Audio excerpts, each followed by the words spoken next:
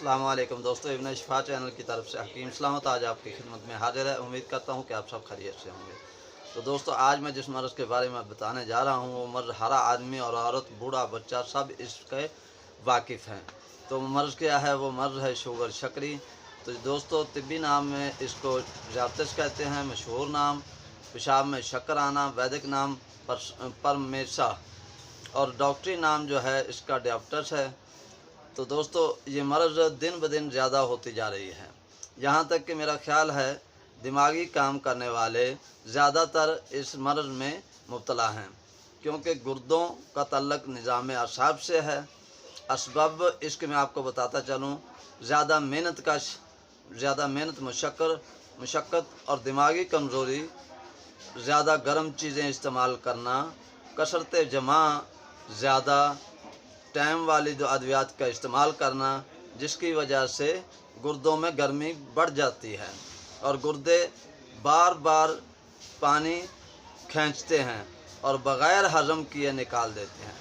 तो दोस्तों, इसके आगे मैं आपको इसकी अलामत और इसका नुस्खा भी बहुत आसान है। जो दोस्त इंसुलिन लगवा रहे हैं उनको इंसुलिन लगवाने की ज़रूरत नहीं है। तो दोस्तों, जो इंसुलिन गोलियां खा रहे हैं या इंसुलिन इंजेक्शन लगवा रहे हैं शुगर शकरी में, इसमें पेशाब बार बार आता है।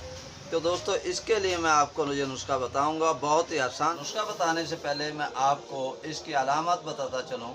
बाज़ औक़ात गुर्दों पर सोजिश आ जाती है और जलन महसूस होती है, प्यास बहुत ज़्यादा लगती है, पेशाब ज़्यादा आता है, दिन ब दिन जिस्म कमज़ोर होता जाता है और वज़न दिन ब दिन कम होता जाता है, होना शुरू हो जाता है। शुरू में भूख बहुत ज़्यादा लगती है और जब मर्ज़ पुराना हो जाता है तब भूख कम हो जाती है।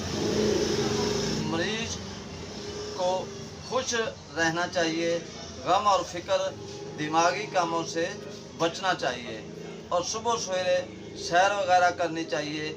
मरीज़ के लिए लीमू, खट्टी लस्सी, माल्टा, संतरा, ये बेसन की रोटी, बाजरे की रोटी ये इस्तेमाल करें।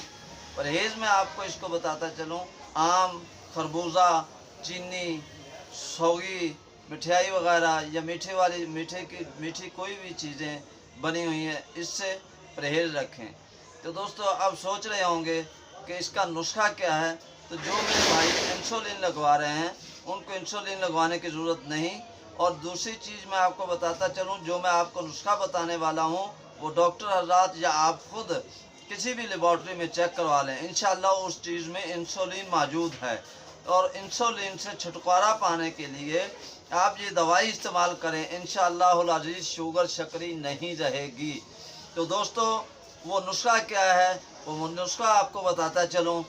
तो वो मामूली सा नुस्खा है, इतना ज़्यादा महंगा नहीं है। तो नुस्खा एक आम सी कुदरती बूटी जो अल्लाह पाक ने इंसान के लिए बनाई हुई है।